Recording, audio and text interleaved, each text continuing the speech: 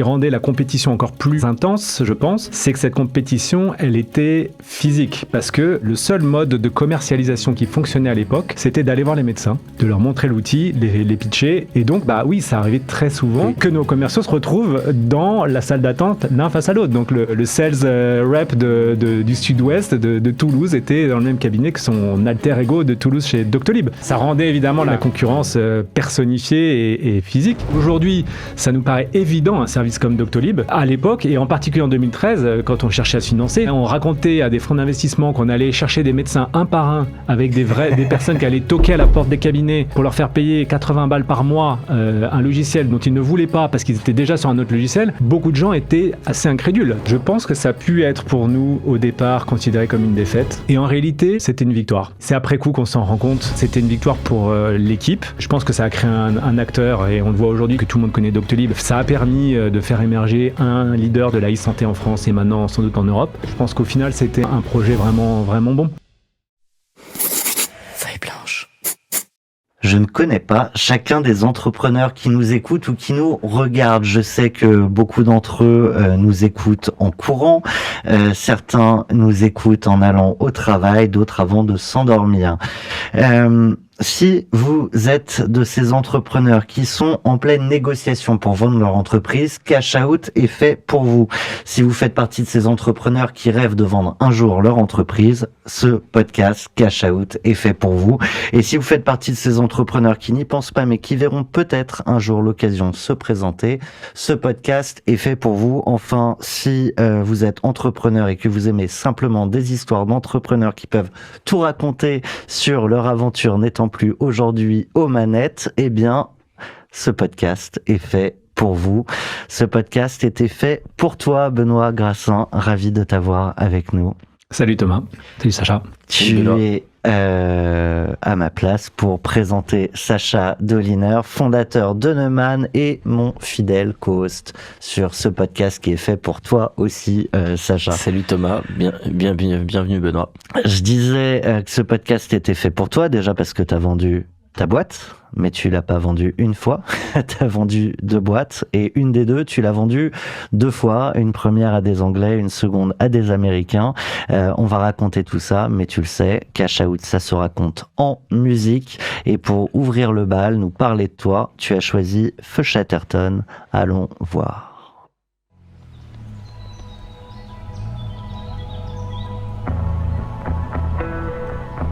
Je crois que c'est la 2e fois qu'on la met dans le format. Elle est folle. J'adore cette chanson.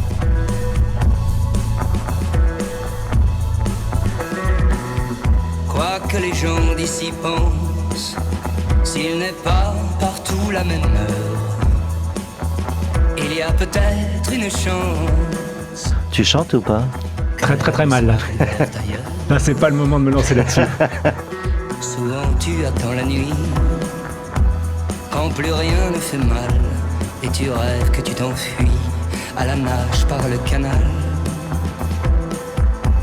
Tu rêves d'un grand pays, d'une vie qui enivre, comme celle que tu lis dans les pages des livres. Il est temps de vivre. Allons voir ce que la vie nous réserve, ce que la vie nous réserve. N'ayons peur de rien. J'ai presque envie de dire que les paroles parlent d'elles-mêmes et qu'on doit être beaucoup à pouvoir s'y retrouver. Ouais, je trouve que c'est une chanson qui pour moi résume le plus l'entrepreneuriat, bien mieux que toutes les chansons de Survivor ou de 8 Mile ou Rocky ou toi tout ça qui passe là, habituellement. Tu vas te faire des ennemis parmi nos anciens invités qui nous écoutent aussi. J'aime bien aussi, mais je trouve que celle-là, elle est belle pour ce qu'elle dit de prise de risque. Allons voir ce que la vie nous réserve. Moi, je trouve que, en tout cas pour ce qui me concerne, ça a été peut-être l'étape la plus difficile à franchir, c'est de se lancer. Et voilà, et je trouve que c'est une belle invitation à prendre des risques, à se laisser gagner par l'aventure, par l'inattendu. Et puis voilà, il y a un petit côté agnostique. Je sais pas exactement où je vais et ce vers quoi je vais, avec parfois une intention très spécifique. Là, on verra et on saura peut-être quoi en faire. En tout cas, si on se lance pas, si on part pas voir ce qui se passe, si on part pas sortir, il y a une partie dans la chanson qui dit ce qu'on rêve la nuit, et de passer du rêve à la réalité, de se lancer, il y en a aucune chance qu'il se passe quelque chose, quoi. Donc ça, je trouve ça très, en tout cas, c'est un bon déclencheur d'entrepreneuriat pour moi. Et en plus, il se trouve que c'est une chanson qui est chère à mon cœur, puisque j'ai voyagé sur cette chanson avec ma famille. Donc belle chanson pour introduire. Toi, tu as basculé dans le monde entrepreneurial en rejoignant le startup studio Rocket Internet. Ouais, exactement. Et moi, j'ai un parcours plutôt académique, on va dire. Toi, j'ai fait consultant, Rollberger. Exactement. La prépa, l'école de commerce, le conseil en stratégie. Donc plutôt un profil bon élève, sans prise de risque. Mais toi, j'avais toujours envie d'entreprendre. Ça faisait un moment, mais voilà, j'allais pas voir, quoi. La bascule était pas évidente parce que je pense que quand tu suis ce parcours-là, ta première règle, c'est fais pas de conneries. Dis pas de conneries. Enfin, dans le conseil, tu peux faire ce que tu veux, mais surtout, dis pas de conneries. Te plante pas dans un chiffre. Or, pour entreprendre, il faut accepter l'imperfection, il faut accepter de se tromper, il faut accepter le produit imparfait quand tu le lances, etc. Et donc, effectivement, j'ai basculé dans l'entrepreneuriat avec Rocket Internet, qui, pour le coup, m'a clairement fait découvrir qu'on pouvait faire des choses très imparfaites et que ça marchait quand même. T'as l'impression qu'on t'a chamboulé la tête, que t'as changé de paradigme ou que t'avais déjà peut-être ça en toi et qu'en fait, à un moment, il fallait juste un éclairage particulier pour te dire, ah oui, aussi, on peut penser ou appréhender le monde comme ça. Ouais, plutôt la deuxième option. Ouais. Je pense qu'au fond de moi, j'avais très envie de le faire, mais je savais pas trop par quel bout monter une boîte et j'avais peur de me tromper, quoi. Et voilà, donc j'ai expérimenté au sein de Rocket. L'action, pour le coup, c'était un startup studio qui avait théorisé l'exécution comme axe essentiel de croissance, de développement. C'est pas mal. Voilà. et donc j'ai expérimenté que il fallait pas avoir peur d'exécuter, pas avoir peur de se lancer, de faire pas toujours bien, mais que si on faisait pas, on restait là où on était, quoi. Donc ça a été pour moi une belle école de l'entrepreneuriat et c'est ça qui m'a fait rentrer dans l'entrepreneuriat, comme on dit. En 2013, tu vas cofonder Mon Docteur avec 2 associés, je crois. Ouais, avec Nicolas Klein et Thibault Lantier. Ouais. Et c'est de ça qu'on va parler aujourd'hui. Tu vas vendre à ton principal concurrent, Doctolib, que je pense aujourd'hui tout le monde connaît. Je pense aussi. Voilà. Donc c'est là-dessus qu'on va se concentrer. Simplement, en 2 mots, je disais que tu avais fait 2 exits. Après l'aventure Mon Docteur, tu vas créer PixPay, qui était une autre aventure entrepreneuriale, qui était du teen banking. Ouais. La néobanque pour familles et ados. Exactement. Ouais. Et donc ça, tu vas le vendre à un groupe anglais et tu vas participer à la revente dans la foulée à un groupe américain. Donc peut-être qu'il faudra te faire revenir pour en parler. Si on reste sur Mon Docteur, vendu à Doctolib, alors moi j'ai lu, et je veux bien ta confirmation si tu peux, mais tu avais cédé entre 40 et 60 millions. J'ai eu ça dans la presse. Oui, alors je peux évidemment rien confirmer. Comme d'hab. Mais voilà, mais il faut faire attention à ce qu'on lit dans la presse, parce que parfois il y a des chiffres bizarres qui circulent. J'en ai vu pas passer beaucoup sur la deuxième session. L'aventure PixPay, mais voilà, faut faire quand même un peu attention à tout ce qui circule. Parce que ça n'avait rien à voir avec la réalité ? Non, pas grand-chose. Ok. Écoute, moi je pense être pas trop mal informé, mais comme les chiffres ne racontent pas une aventure, on va se concentrer sur l'aventure. Ouais.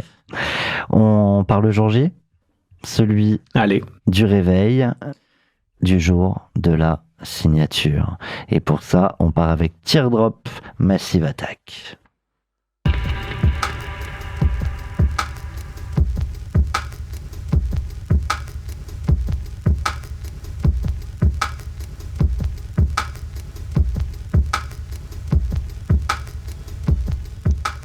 Il faut le temps pour cette... C'est comme une aventure entrepreneuriale, hein, il faut du temps. Il faut du temps.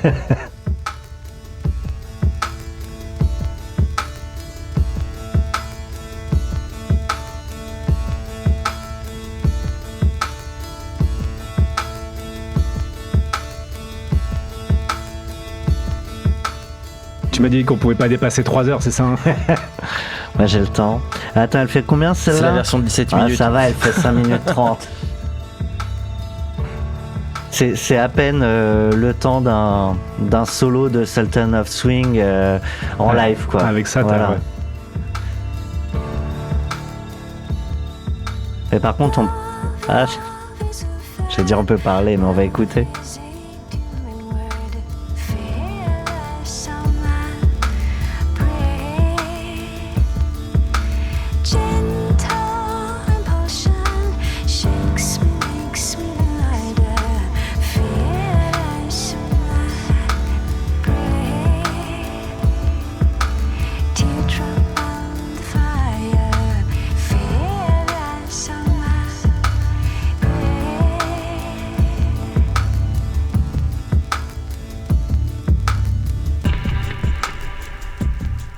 Quelle est l'intention, pour résumer ton émotion, le jour où tu pars signer définitivement la session de ta boîte, mon docteur? Écoute, alors l'intention, d'abord j'ai choisi cette musique parce que on signe, si mes souvenirs sont bons, le 12 juillet 2018, soit très exactement 20 ans après la première victoire de l'équipe de France en Coupe du Monde.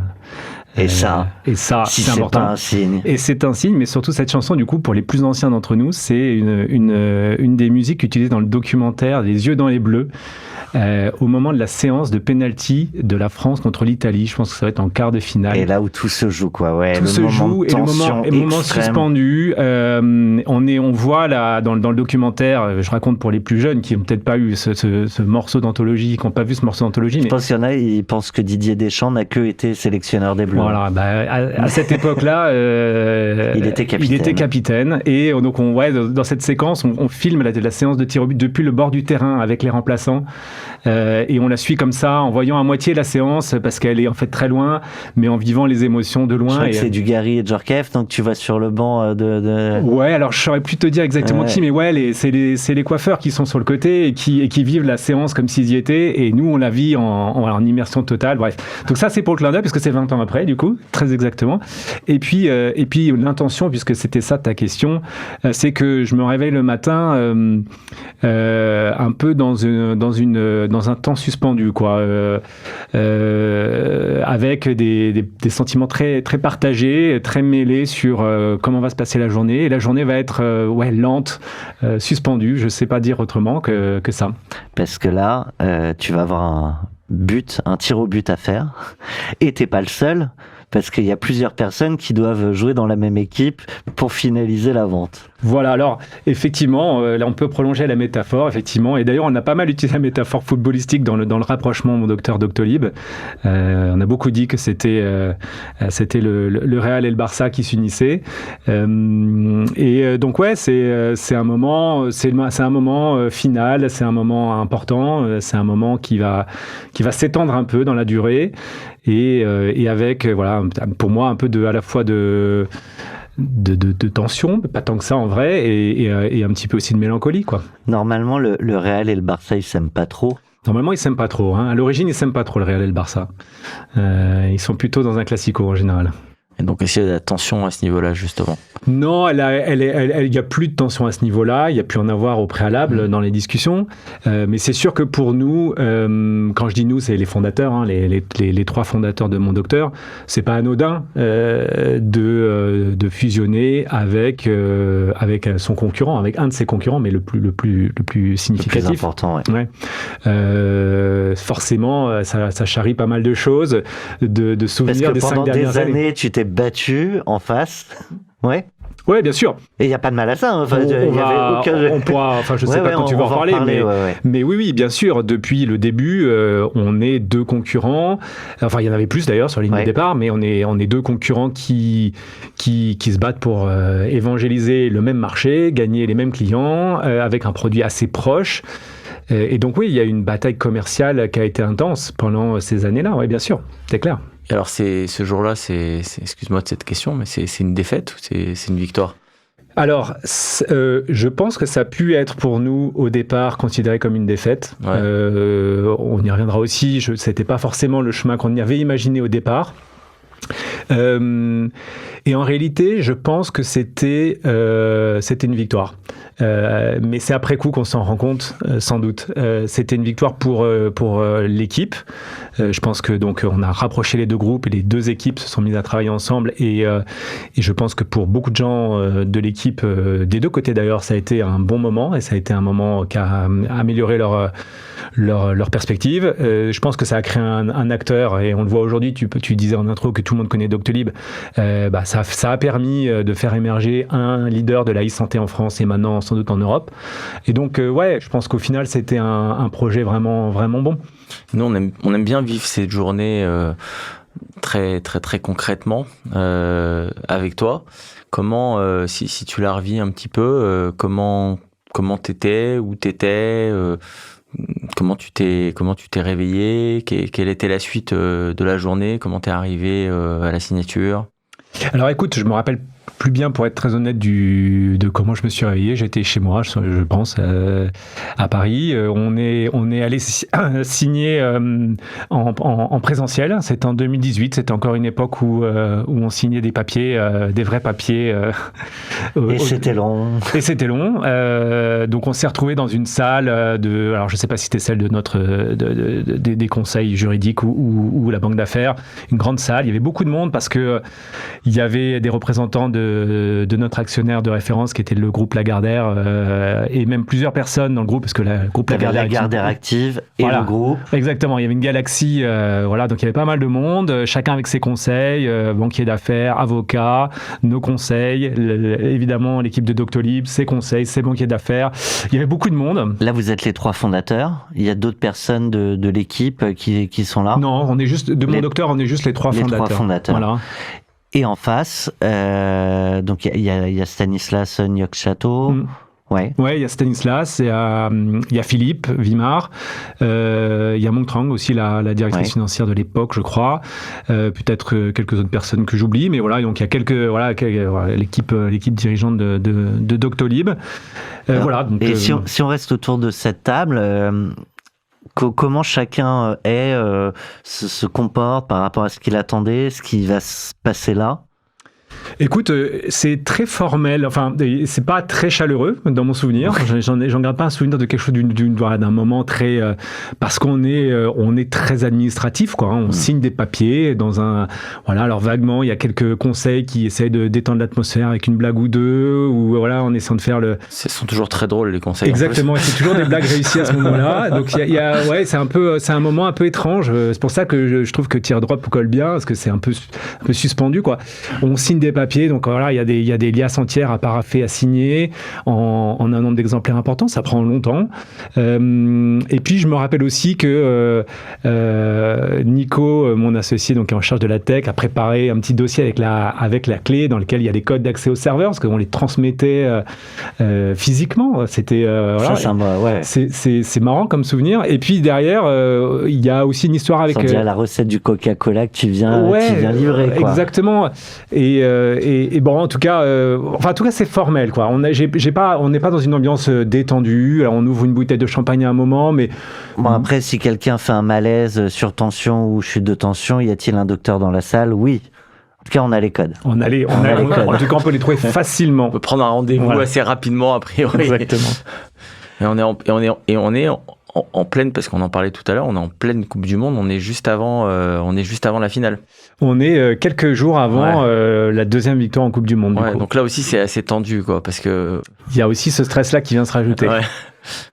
C'est le jour J, le match? Non. Je viens de vérifier, c'était le 16. C'était le 16 la finale, mais la France était déjà qualifiée. Donc c'était quelques jours avant. On repense aux yeux dans les bleus. On reste sur le... Pendant vous passez un moment à signer, c'est fait. Et là, il y a un moment... Ouais, ça dure. Ça dure, en fait. Ça dure longtemps. Dans mon souvenir, ça s'étire.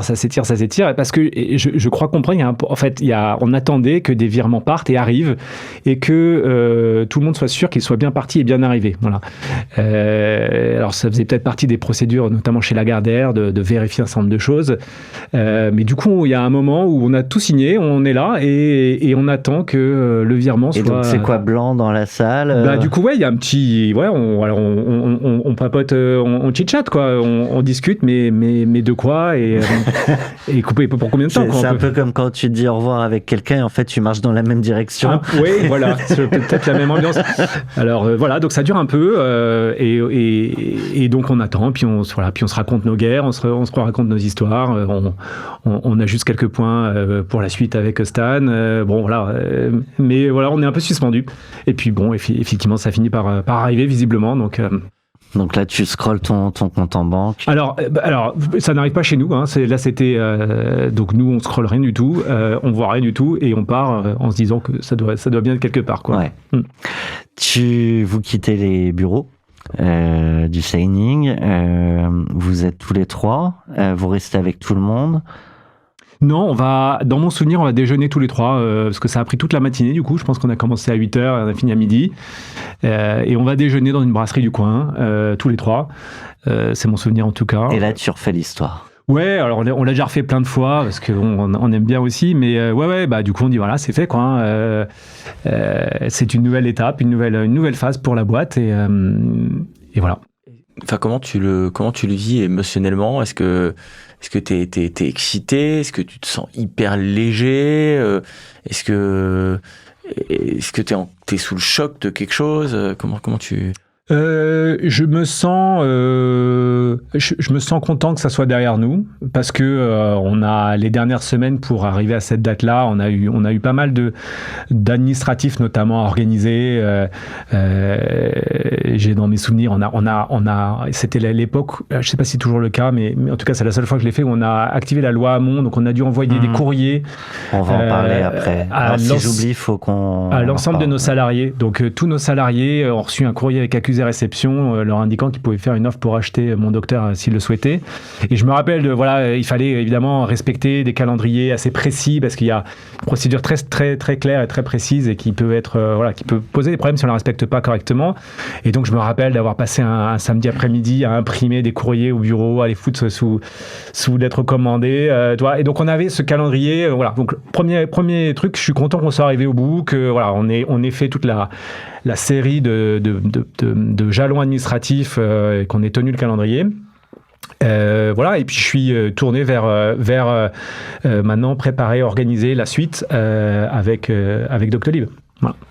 Je disais que vous avez refait le match avec tes associés, le match de l'aventure Mon Docteur, et souvent quand tu arrives à la fin, alors c'est pas la fin de l'aventure pour Mon Docteur, mais en tout cas ça va l'être pour vous, où tu retraces les débuts et tu vois le gap entre le début de bascule que tu as pu faire en 2013, non pas du 2013, tout, si c'est ça, 2012, 2013, ouais. Et là vous en êtes à ce moment-là.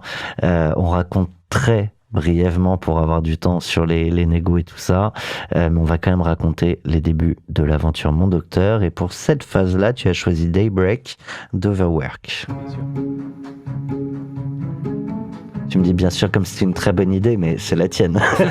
Tu sais, faut s'auto-convaincre à un moment. J'adore. Mais quelle programmation. Je sais pas qui a choisi cette playlist, c'est incroyable, hein. Je connais pas. C'est la musique de GoPro, je crois. Ok. Une musique un peu épique qui monte doucement, comme l'entrepreneuriat, tu vois, comme monter une boîte. Tu commences et tous les jours, tu bosses. Tu t'arrêtes pas. Tu rajoutes un parpaing. Exactement. Un peu et tu vois, là, ça monte. Et ça grandit, ouais. Et à la fin, ça termine épique. Donc, voilà. Tant que ça termine pas dans le mur. Voilà.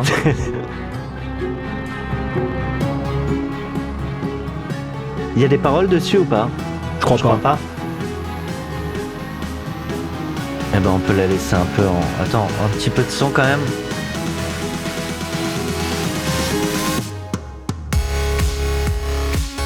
Voilà. Là, t'as une scale-up, là.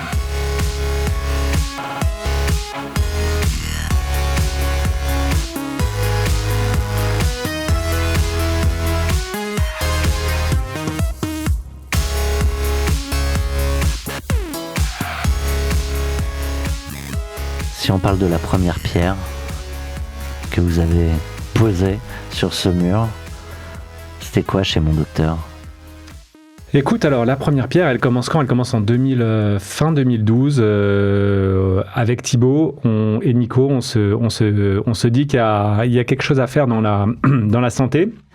pour améliorer la manière dont les patients et les médecins interagissent. Il se trouve que dans la santé, à ce moment-là, ça paraît fou de le dire, mais c'est pas clairement autorisé pour un médecin d'avoir un site internet.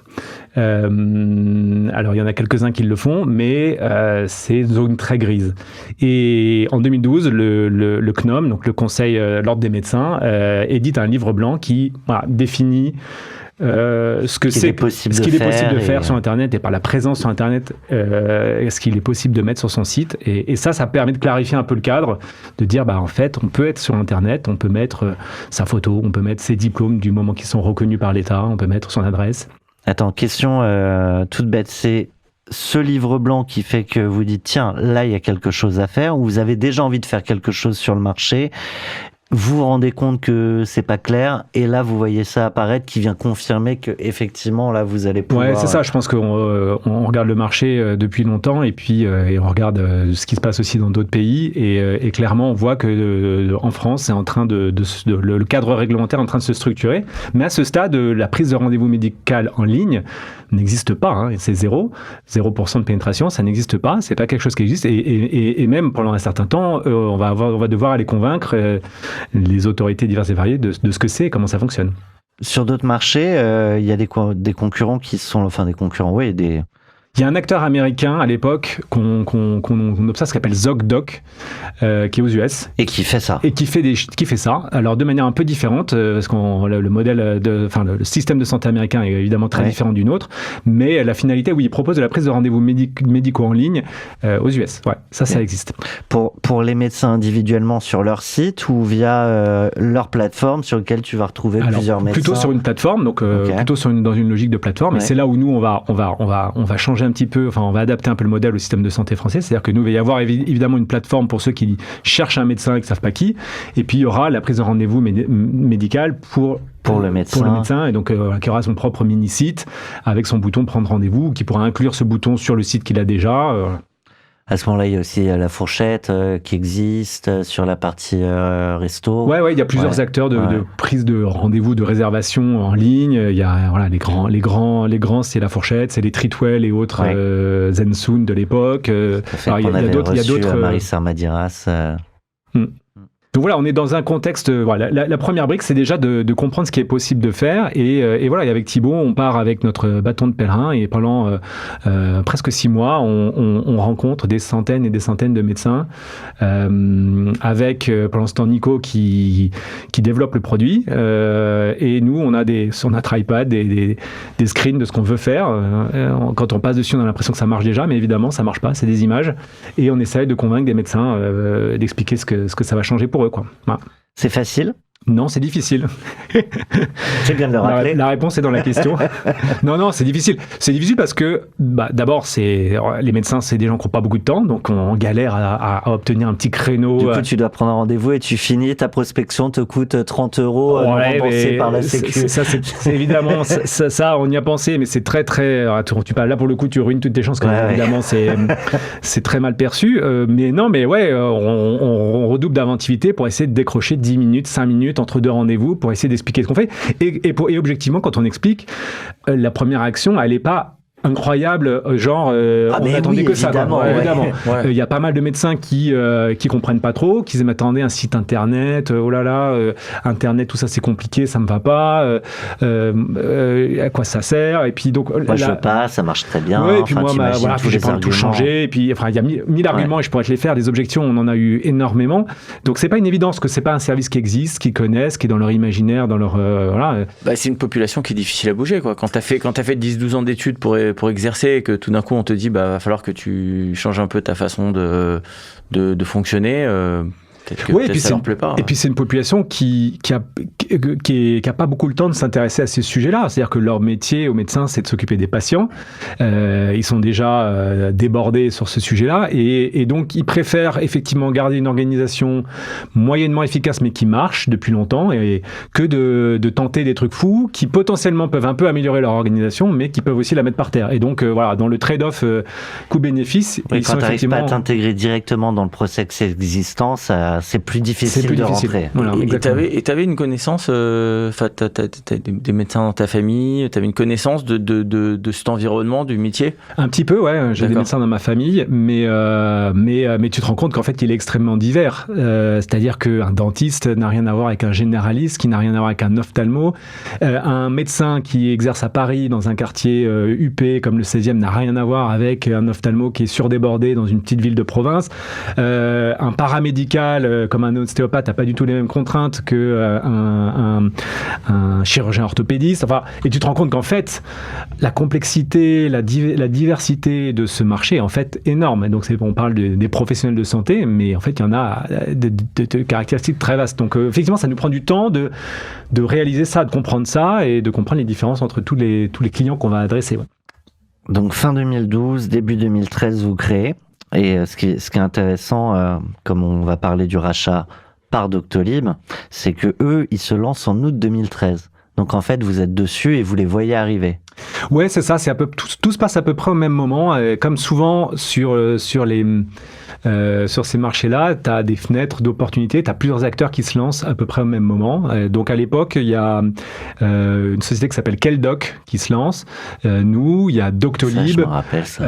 Et puis il y en a peut-être un ou deux que j'oublie, sansrendez-vous.com. Ouais. Ou, voilà. Enfin, bref, il y a quelques autres acteurs qui se lancent exactement dans cette période-là, 2013. Et là, si on prend un peu de recul et qu'on fait pas exactement ça dans l'ordre chronologique, mais sur ces 5-6-là, quand est-ce que tu vois tomber les premiers ? Assez vite, il y en a certains qui grossissent pas très vite. Il y en a certains qui assez vite se revendent. Je crois que Keldoc se vend assez vite à une mutuelle sans avoir énormément grossi. Donc assez vite, on se retrouve deux acteurs dominants sur ce marché. En tout cas, ce tout petit marché, parce qu'il est encore faut le créer, mais on est deux. Voilà, on est deux à développer et à évangéliser sur ce marché. Sur la première année, c'est la course qui a le plus de clients. Oui, sur la première année, pour ce qui nous concerne, c'est surtout l'année où on essaie de bien comprendre ce dont le marché a besoin. Et donc, on va rencontrer des centaines, des milliers de médecins parce que il faut qu'on comprenne toutes les spécialités. Et donc, du coup, on va adapter un petit peu notre produit sur cette première année. On était parti en se disant, surtout, il faut rien changer au quotidien du médecin. Donc, on va essayer de s'interfacer avec les logiciels qui sont déjà en place. Voilà. Ça, c'est notre point de départ. Ouais. Pas bête, mais très difficile techniquement. Ouais. Nico, notre CTO, vous en a voulu. Il nous en a beaucoup voulu. Il a passé des heures parce qu'évidemment, ces logiciels n'étaient pas ouverts et ne voulaient pas s'ouvrir. Donc, il n'y a pas d'API, il n'y avait pas de rien. Et c'était pas un souhait de leur part. Et donc, on a rétro-ingénéré les produits du marché pour essayer de s'interfacer. Voilà. Mais assez vite, on s'est rendu compte que si on voulait vraiment que les bénéfices d'une nouvelle organisation soient tangibles pour les médecins, il fallait que les médecins changent de logiciel, adoptent un nouveau logiciel qui lui permettrait de faire beaucoup plus de choses et surtout de matérialiser beaucoup plus les promesses qu'on affirmait. Nous, c'était... Donc, finalement, vous avez recréé un logiciel. Et du coup, on a fini par redévelopper un logiciel. Et on est allé le vendre en remplacement des logiciels, en remplacement de certaines briques des logiciels déjà en place. Ils voulaient pas ouvrir, voilà ce qui s'est passé, ils ont eu un concurrent. Mais c'est un peu la stratégie de la fourchette qui a d'ailleurs vraiment démarré avec les logiciels, puis qui à côté avait la plateforme qui a pris de plus en plus d'ampleur. Mais absolument, voilà. Ouais. Et en l'occurrence, pour l'avenir a donné raison à cette approche-là, parce que c'était aussi l'approche qu'a développée Doctolib dans le futur. Et de fait, ça a permis plus facilement aux médecins de comprendre et de voir surtout réellement que ça pouvait changer des choses dans leur organisation. Puis peut-être avec une UX, une facilité d'utilisation qu'ils n'avaient pas sur des plus vieux logiciels. C'était notre promesse, mais le coût du changement, il y avait un arbitrage évidemment entre le coût du changement, on va dire changer ses habitudes et les habitudes de ses assistantes ou des gens qui travaillent au cabinet, par rapport aux bénéfices, on devait avoir un vrai bénéfice pour qu'ils acceptent de changer. Question sur le pricing, si tu t'en rappelles à l'époque, mais je trouve ça intéressant. Là, tu viens proposer plus de valeur. Est-ce que vous a dit, si on veut rentrer, on se met au prix de leur logiciel actuel, ou est-ce qu'on fait un pricing up parce que il y a la possibilité, la fluidité Non, alors il y avait pas de pricing up parce que en réalité on ne faisait pas tout ce que faisait un logiciel médical, surtout au début. Au début, on faisait en fait un agenda qui était connecté. Éventuellement, dans l'agenda, il y avait un début de fiche patient, mais c'était tout, quoi. On se limitait à ça. Là où il y avait les logiciels médicaux avaient un certain nombre de fonctionnalités et toi la connexion avec la sécu, tout ça, exactement, pouvoir encoder les actes, l'accès à des vidales. C'était pas en fond de fonte. Non, on était sur un petit bout de la chaîne de valeur de ces logiciels médicaux. Par contre, on essaye sur cette partie-là de le faire beaucoup mieux d'avoir une meilleure UX et surtout de le faire connecter aux patients, c'est-à-dire à nous tous, pour que des gens puissent prendre rendez-vous, puissent venir charger des informations en amont, puis recevoir des rappels avant leur rendez-vous, du coup diviser l'absentéisme de manière importante, etc. Je te fais pas l'article, mais l'idée c'était quand même d'apporter pas mal de plus-value aux médecins. De toute façon, t'as plus de billes, hein, donc t'as le droit d'être fier de ce que vous avez mis en place. Et on en était très très fiers, t'as raison de le rappeler. Non, et puis c'est important pour nous aussi de comprendre comment ça s'est créé, les dessous, puis des fois les difficultés que t'as très bien exprimées. Si je reviens sur la compète avec Doctolib, là, sur toutes ces années avant qu'on arrive à la phase où vous allez déjà ouvrir l'option de vendre, en tout cas de sortir la garde active, leur permettre de sortir. Sur toutes ces années-là, c'est quoi la relation avec Doctolib? Est-ce que dans votre tête à vous, hein, et puis ils ont peut-être, ce serait intéressant d'avoir leur regard aussi à eux un jour, mais de votre côté, comment vous prenez compte de cet acteur en face? Qu'est-ce qui vous agace? Sur quoi vous dites là on les a eus, là j'allais dire un gros mot, on va me biper, mais les bas. Celle-là on s'est fait avoir. Enfin bref, est-ce que tu te rappelles de tous ces petits moments qui font une compétition de marché et souvent quand on parle de concurrent, je repense au patron d'Essilor qui parlait de son concurrent, je crois japonais Oya, et qui disait on s'est battu pendant des décennies et puis un jour on était sortis, on s'est vu, d'ailleurs ils n'étaient pas encore sortis, on s'est parlé, on s'est rendu compte que personne au monde ne nous connaissait mieux l'un que l'autre. Parce qu'on vivait la même chose sur le même marché. Alors, je pense que ça s'applique parfaitement à notre cas de figure. C'est sûr qu'on a été en concurrence frontale, on faisait des produits qui étaient très proches. Évidemment, le nôtre était bien mieux, évidemment, mais ils étaient quand même très proches.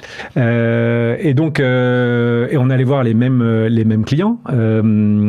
Et je vais même, c'est ce qui rendait la compétition encore plus intense, je pense, c'est que cette compétition, elle était physique, parce que le seul mode de commercialisation qui fonctionnait à l'époque, c'était d'aller voir les médecins, de prendre un rendez-vous, d'aller dans leur cabinet, de leur montrer l'outil, les pitcher. Et donc, des fois, vous étiez tous les deux dans la salle d'attente. Donc, évidemment, les médecins, ils regroupaient, quoi. C'est-à-dire qu'ils allaient, ils se faisaient leur après-midi, rendez-vous admin, ou je sais pas. Et donc, oui, ça arrivait très souvent que nos concurrents, que nos commerciaux se retrouvent dans la salle d'attente l'un face à l'autre. Donc, le sales rep du Sud-Ouest de Toulouse était dans le même cabinet que son alter ego de Toulouse chez Doctolib. Donc, voilà, ça rendait évidemment la concurrence personnifiée et physique. Donc, est-ce qu'il y a eu des bagarres? Non, pas à ma connaissance, mais oui, je pense qu'il y avait, on se regardait, voilà. Et puis, il y a un autre phénomène qui rendait la concurrence encore plus intense, c'était que par nature, dès qu'on avait un client consigné, un cabinet médical, il apparaissait sur notre plateforme. Et donc, dans la minute, il recevait un coup de fil du concurrent qui disait, attendez, vous venez de signer avec mon docteur, vous avez fait une énorme bêtise. C'est une grosse bêtise, là. Là, nous, on peut faire, on a un logiciel qui est bien mieux, là, vous êtes en train de vous fourvoyer, vous pouvez encore annuler votre abonnement et nous, on vous fera peut-être un petit prix si vous venez chez nous, quoi. Benoît, on se parle franchement, vous faisiez pareil? On se surveillait les uns les autres, sans aucun doute. On était très vigilants à ce que les autres faisaient, parce que oui, on mesurait nos parts de marché quasiment quotidiennement, hein. Quasiment quotidiennement. Jusqu'où elle a été cette concurrence Real-Barça dont tu parlais tout à l'heure? Est-ce que il y a eu des coups bas, il y a eu des procès, parfois sur certains marchés. c'est chaud, quoi. Non, il n'y a pas eu de procès. Est-ce qu'il y a eu des coups bas? Donc nous on avait 150 commerciaux au plus haut. Je pense que Doctolib avait 400 commerciaux ou 350 commerciaux au plus haut. Quand tu as 500 personnes dans toute la France qui commercialisent chacun des produits proches et qui se tirent la bourre, enfin tu peux être confronté à des dérapages. Donc je pense qu'il y a eu à un certain moment des discours commerciaux qui étaient à mon avis pas adapté, sans doute des deux côtés, où dans une approche où tu essaies à tout prix de gagner, certains pouvaient être amenés à dire des choses qu'ils ne devraient pas dire, à être un peu dénigrants, ou voilà. Et donc voilà, ce genre de trucs là, ouais. Voilà, des trucs graves, non. On se connaissait avec Stan, on se voyait de temps en temps. Alors justement, ça c'est parce que, et en plus pour avoir fait un peu plus de 120 épisodes de Cash Out, tu te rends compte que dans une grande majorité des cas, tu connais la boîte avec qui finalement tu vas fusionner, qui va te racheter. Des fois, c'est des concurrents directs. Donc, faut pas non plus les mettre de côté. C'est ce que vous allez faire au début. Oui, mais à ce moment-là, c'est pas du tout. C'est très loin de. Voilà. Ce qui est sûr, c'est qu'on sait qu'on vous échangez entre pairs. Voilà, on échange de temps en temps, ne serait-ce que parce que, je l'évoquais un peu au début, notre produit est pas encore parfaitement compris par tout le monde, et qu'on va devoir évangéliser aussi les autorités médicales, donc les différents conseils ordinaux des différentes spécialités, parce qu'il faut qu'on explique ce que c'est. Donc là, on y va ensemble. Là-dessus, vous y allez ensemble. Voilà. Ça crée du lien. Bien sûr, et on se connaît, et en réalité, et on le verra après, on a des histoires et des personnalités, des parcours qui sont en fait assez proches, des cultures aussi, je pense, qui sont pas si éloignées que ça. Donc oui, on se connaît bien, on se fait une concurrence virile, rarement au-delà du viril, mais intense, il n'y a pas de doute. Elle nous anime parce que on a envie de faire mieux que son concurrent. On essaye d'innover sur le produit, d'avoir pas mal d'avance sur la partie technologie. Ils sont évidemment très agressifs commercialement, mais pour autant, on se connaît bien, on se croise, et je pense qu'in fine, il y a une forme de respect aussi. J'accélère un tout petit peu. Avant d'aller sur toute cette phase de négociation, faut quand même qu'on remette Lagardère Active dans l'histoire, parce qu'ils vont avoir leur part de discussion. Ils vont entrer au capital. Absolument. Oui, alors Lagardère Active, donc pareil, ça fait un peu vieux boomer, parce que je pense pas que ça existe encore, Lagardère Active. C'était donc une des filiales du groupe Lagardère qui notamment était dans les médias et dans tous les actifs digitaux au sens très large. Les médias, c'était Europe 1, Paris Match, voilà. Et puis, dans les actifs digitaux, il y avait un des actifs qui était Doctissimo, qui, à cette époque-là, était le site numéro 1 de santé d'assez loin, et probablement dans le top 3 des sites les plus visités, toutes catégories confondues. Et donc, autour de cet actif Doctissimo, Lagardère Active avait comme ambition de créer un écosystème e-santé. Voilà. Ils avaient aussi lancé une activité dans la pharma, en vrai, c'était pas idiot comme stratégie. Et on a le plus gros trafic là, on redirige. Il y avait beaucoup de sens, voilà. Et surtout, ils avaient, je pense, capté que la santé, c'est un écosystème. C'est-à-dire qu'il faut mettre au même endroit le patient, le professionnel de santé, le pharmacien, les mutuelles, l'information, exactement. Et que si on arrivait à mettre tout ça au même endroit et à le connecter intelligemment, ça pouvait créer quelque chose de très sympa et de très efficace. Et donc voilà, et il nous approche au tout début de l'aventure, on est en 2013. Oui, très rapidement. Très rapidement, ouais. On est en train de faire notre première levée de fonds à l'été 2013 avec des business angels. On est en train de faire un tour de table de 400 000 ou 500 000 euros, ce qui était pas si mal pour l'époque. Je le rappelle, en 2013. Il faut toujours rappeler que ça a changé. Ça a bien changé. Comme quoi on peut faire beaucoup avec 400 000 euros. On peut faire beaucoup avec 400 000 euros, mais de fait, on va pas les prendre parce qu'à ce moment-là, Lagardère active arrive et dit mais moi ça m'intéresse de construire quelque chose autour de la e-santé et de la santé et je suis prêt à rentrer et ils nous font une proposition où ils nous permettent de financer beaucoup plus et beaucoup plus vite. Et donc on les fait rentrer au capital et ils vont nous accompagner tout le long. C'est plus que du financement, enfin c'est un projet. Bien sûr, ouais. Ils rentrent au capital. Je crois qu'à l'époque, ils mettent 2,5 millions, je crois, donc significativement plus que le tour précédent. Et voilà. Et donc, ils font une forme de corporate venture, un peu nouvelle génération. C'était très nouveau pour eux, très atypique. Et ils vont nous accompagner tout au long de la croissance jusqu'à la fin. Question, juste sur ce rapprochement et dans cette logique de hub, ça va bien fonctionner d'arriver à créer les passerelles entre l'information d'un côté. Ouais. Moyen.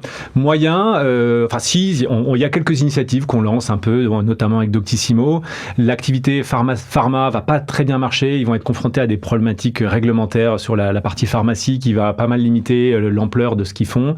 Et donc, ça va être modeste, on va dire. Il y a quelques petites initiatives qui marchent, mais c'est pas... En tout cas, vous tracez votre voie. Voilà. Et nous, c'était, de toute façon, on continue à grossir. De toute façon, en standalone, on a énormément de choses à faire déjà, et puis on a une bataille gagnée sur notre segment, en l'occurrence les logiciels SaaS pour les professionnels de santé. Micro saut dans le temps, bientôt va s'ouvrir la question de sortir la Gardère Active à leur demande, je crois, pour raconter toute cette phase-là, les négociations avec Doctolib aussi qui va arriver en cours de chemin. On part avec IAM, l'école du micro d'argent.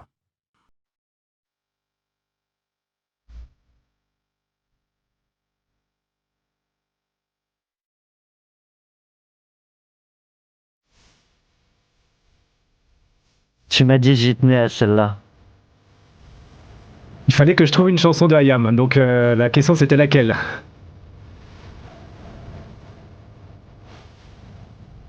Petite start-up veut grandir trop vite.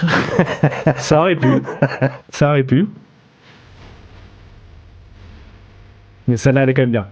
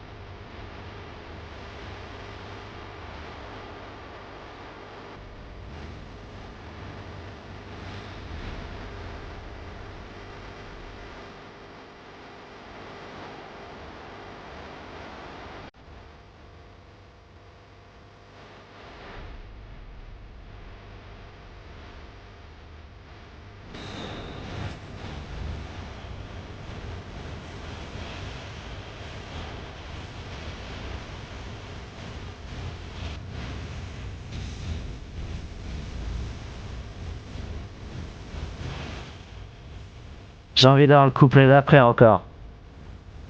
Tu peux la laisser en entier, hein ?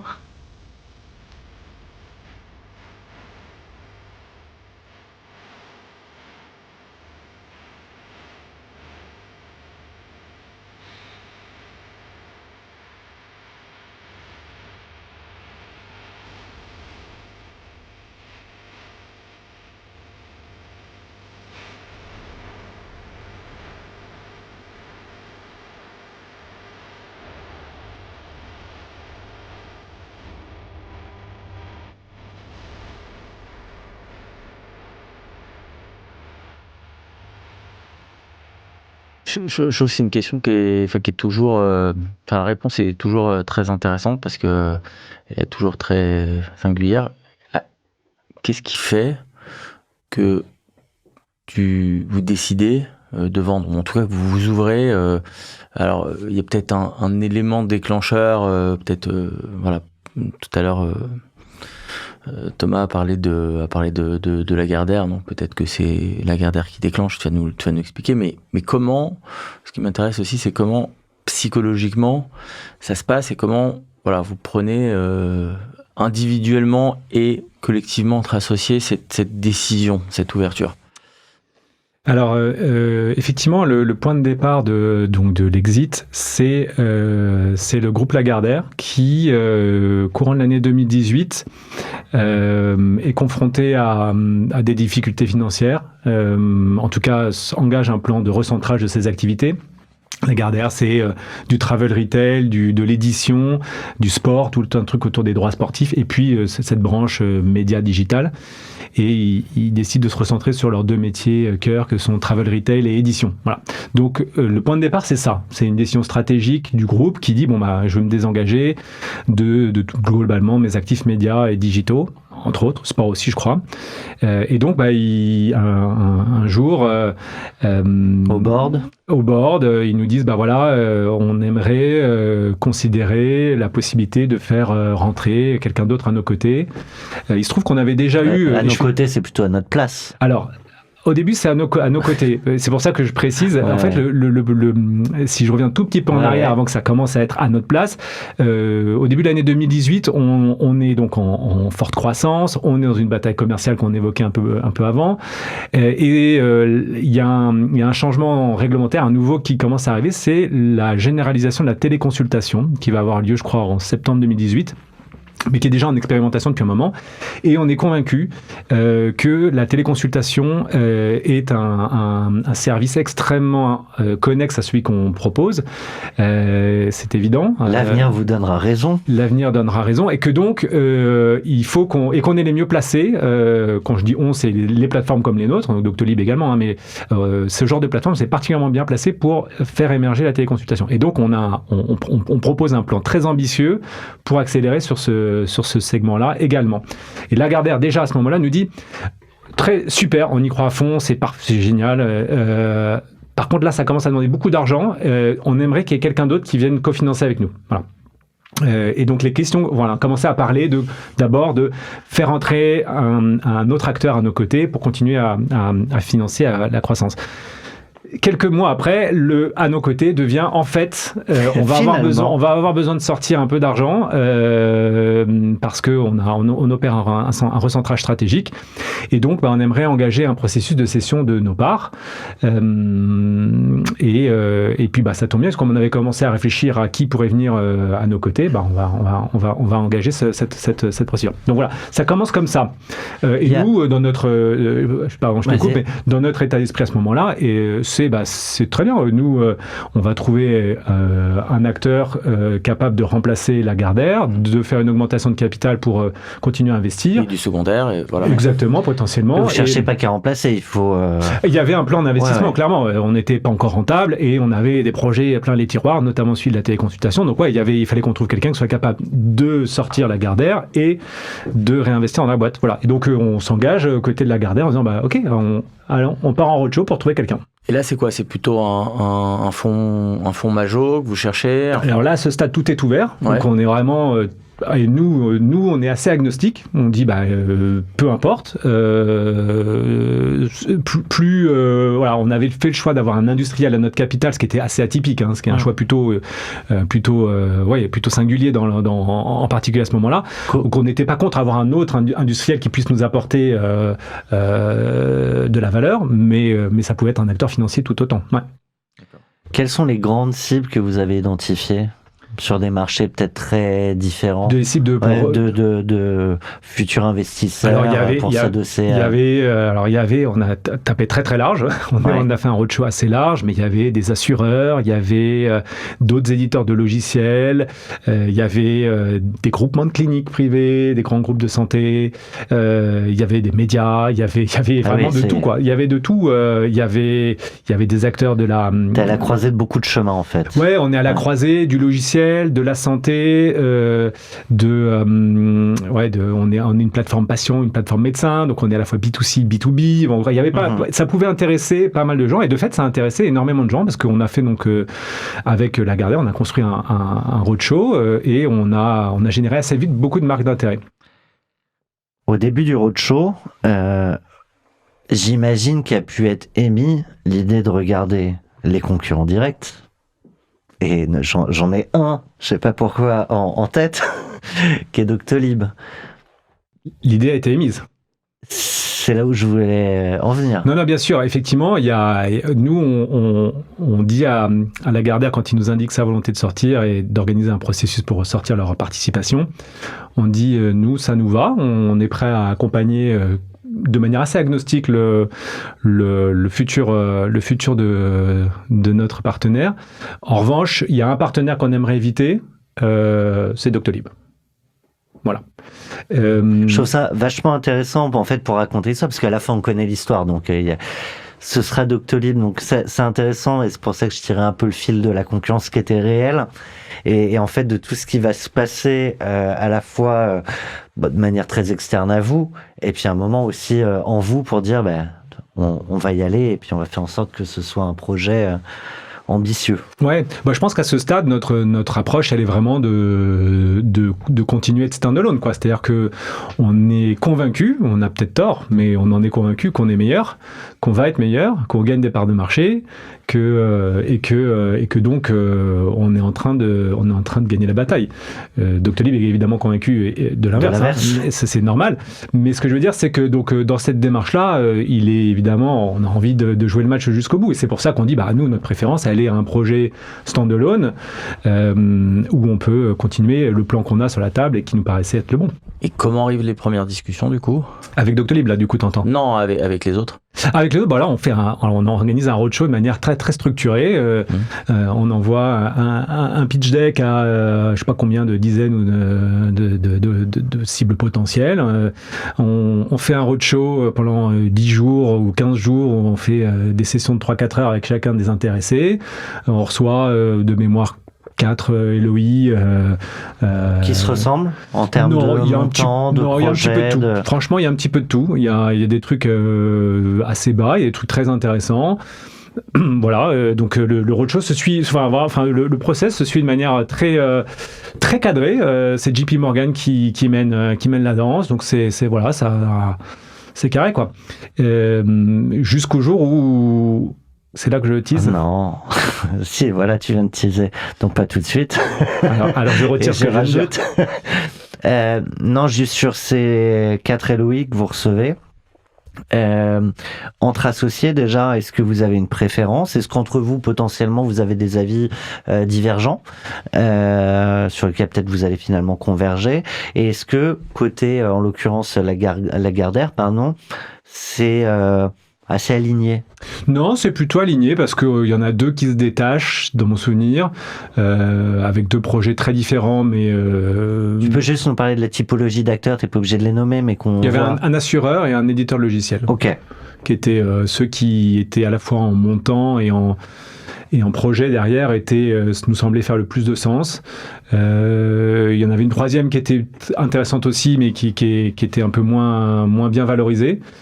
Donc voilà, donc assez vite sur les 2, on est d'accord de dire oui, ça pourrait être l'un ou l'autre, et on est en train d'engager des discussions parce que là, une LOI c'est assez basique, il n'y a pas grand chose, il y a des déclarations d'intention, mais donc voilà, nous... À un moment, il va falloir rentrer dans le... Ouais. Voilà, nous les fondateurs, c'était important de comprendre aussi ce qu'on allait, les synergies qu'il allait pouvoir avoir avec ces acteurs, et quelle était leur volonté de pousser le projet plus loin, quoi. Il n'y avait pas de fonds à ce moment-là ?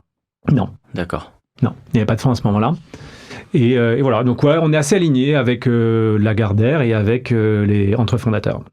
Avant de passer à la suite, on n'a pas expliqué le sens de ce son, l'école du micro d'argent, pour parler de toute cette phase. Ah oui, c'est vrai. Ça me fera aussi une bonne transition entre ce que tu viens d'expliquer et puis là où on va. Ouais, l'école, déjà, c'est essentiellement pour placer du IAM. Voilà, je voulais du IAM, mais j'avais pas d'autre endroit. Mais j'adore cette chanson. Parce que là, c'est un ordre de bataille, là. Ouais, c'est ça. Effectivement, on est en mode c'est bataille dans le sens c'est militaire. C'est plus on prend notre bannière, on va vendre ce qu'on a fait, c'est un peu un moment où on sort de notre cave et on va s'exposer au marché en disant on va regarder ce qu'on a fait depuis 5 ans. Et c'est aussi un moment où du coup qui nous gonfle un peu de fierté parce quand on refait le pitch deck, quand on refait les 40 slides de notre et on regarde, on a quand même progressé depuis 5 ans à ce moment-là, tu vois, on doit gérer 4 millions de rendez-vous par mois, peut-être une dizaine de millions d'ARR, tu vois, quelque chose comme ça. Donc c'est vrai, on a franchi un certain nombre d'étapes et on se retourne un peu sur le passé. C'est l'occasion aussi, parce que tu dois l'expliquer, de te retourner dessus. Et donc il y a ce côté un peu, bannière, galvanisant. Et puis on est en mode, c'est une sorte d'approche militaire, quoi. Tu viens de donner quelques chiffres. T'as en tête à ce moment-là ce que fait Doctolib ? À ce moment-là, l'ordre de grandeur, c'est que le marché est partagé 2 tiers, 1 tiers, 2 tiers pour Doctolib, 1 tiers pour nous, je pense.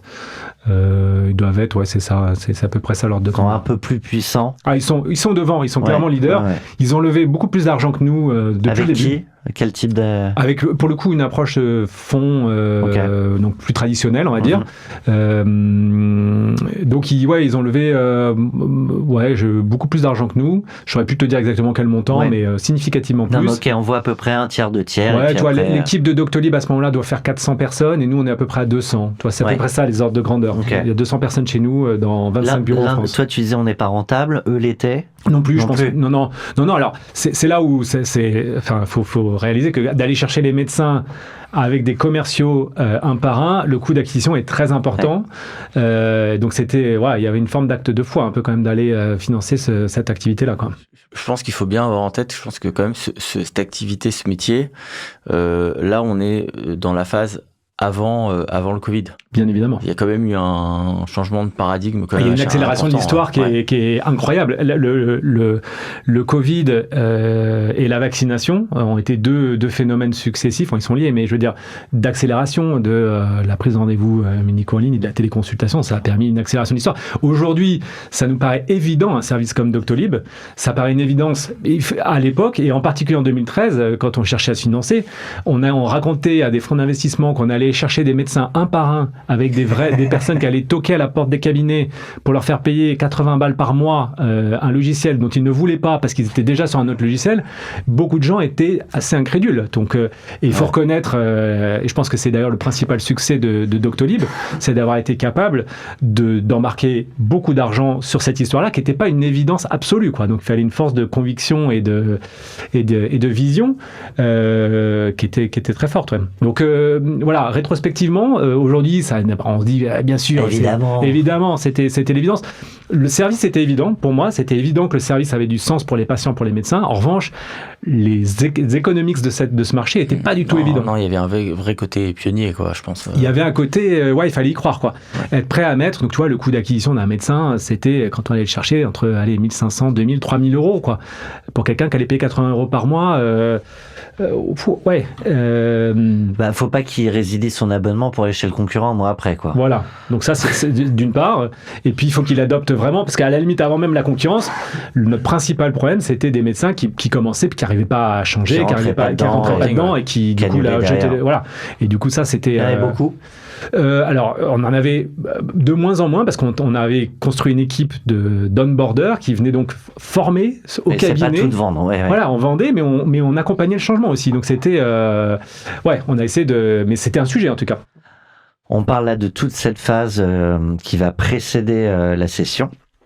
Et donc, on le sait, ça finira avec Doctolib. Il n'était pourtant pas sur la ligne de départ et vous l'aviez précisé, évoqué que c'était pas l'acteur que vous... Voilà, il n'était pas invité à table. Comment ils arrivent ? Je ne sais pas répondre à cette question. Ils arrivent, non.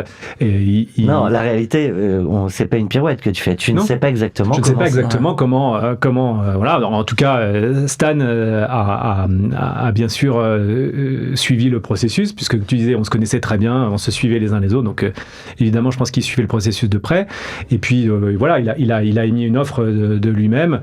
Qui est arrivé sur le bureau de quelqu'un chez Lagardère, par une porte détournée, je ne sais pas. Par la fenêtre. Et donc un jour, effectivement, Lagardère Group, je crois que c'était Lagardère Group, donc parce qu'il faut savoir que chez Lagardère, il y a les entités, puis il y a la holding qui chapeaute tout ça.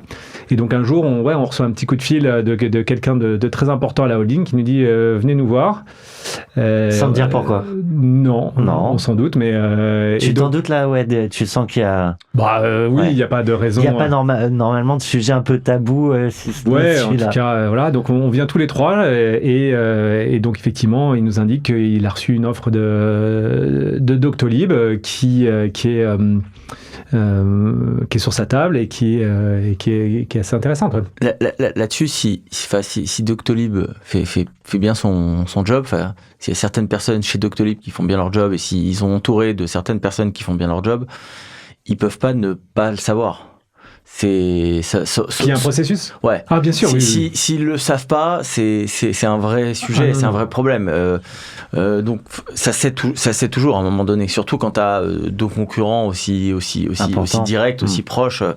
Donc c'est évident qu'à un moment donné ils allaient savoir. Bien sûr. Ah non, il y a aucun doute sur le fait qu'ils suivaient ça de près. J'en doute pas une seconde. Mais donc cette approche, cette offre qui arrive. Elle vous surprend. Pas vraiment. Est-ce que c'était une stratégie à plusieurs bandes de votre côté en vous disant bon, on les met pas dedans, non. Et en fait c'est eux qui vont venir faire la meilleure offre parce qu'en fait c'est pour eux que ça vaut le plus cher? Non. Enfin, alors dans l'ordre des questions, non, elle ne nous surprend pas. Ça fait beaucoup de sens, évidemment. Évidemment que ça fait énormément de sens et que on s'attendait à ce que Doctolib nous approche. On savait pas comment, mais oui, bien évidemment, ça ne nous surprend pas. Par contre, c'était pas du tout un coup à plusieurs bandes. C'était pas dans une vocation de créer du momentum ou je ne sais quoi. C'était vraiment, on avait plutôt indiqué notre préférence d'avoir un projet standalone qu'un projet de rapprochement. Ce à quoi Lagardère avait dit, nous, ce qui nous importe, c'est que les fondateurs continuent leur aventure, donc on est OK pour ne pas l'inclure. Dans une certaine limite, parce qu'effectivement le problème de Lagardère c'était de maximiser la valeur de sa participation. Normal, ouais. Et donc là, tu es en train de lever des fonds et de restructurer avec cette levée de fonds ta Captable. T'es pas vraiment dans un mindset de vendre, t'es dans un mindset agressif. On Real Barça, ils sont devant au championnat, mais rien n'indique que l'année prochaine ça sera pas vous, etc. En plus, si vous levez peut-être significativement de l'argent, il y a d'autres batailles. Il y a la bataille de la téléconsultation qui à ce moment-là on en prémisse, je crois, si je dis pas de bêtises. Comment s'est passé l'ouverture? Enfin, il y a un changement de mindset, il y a une décision grave que vous prenez. Comment ça... Est-ce que tu as le choix? Je rajoute juste la question, est-ce que tu as le choix? Alors, parce que Lagardère est quand même majoritaire à ce moment-là. Lagardère est majoritaire à ce moment-là. Il se trouve que dans notre pacte, on a quand même quelques éléments qui nous laissent des possibilités de faire de faire des droits de première offre, ou je sais plus comment ça s'appelait, mais voilà. Donc on avait quand même un certain nombre d'options.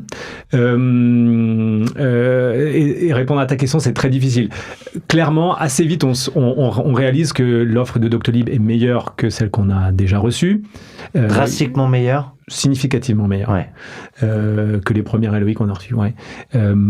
Assez vite, on comprend que Lagardère, ils ont fait leur choix. Ils sont quand même. Il y a une sacrée différence, donc il faudrait vraiment qu'il y ait une grosse justification pour qu'on n'y aille pas, parce que à la fin, c'est quand même de l'argent. Et en plus, ils sont pas coincés parce que si c'est vendu à Doctolib, c'est pas comme si c'était vendu à un acteur qui connaît pas le métier. Si c'est vendu à Doctolib, entre guillemets, Doctolib a pas autant besoin de vous, les fondeurs, que si vous vendez à un autre acteur. Potentiellement aussi. Donc ils sont pas bloqués comme dans certains deals où si les fondeurs veulent pas faire le deal, on est bloqué parce que le deal se fait pas sans eux. Là, il y a un petit côté. Il y a un petit côté. Enfin, vous êtes dans une position pas simple, quoi.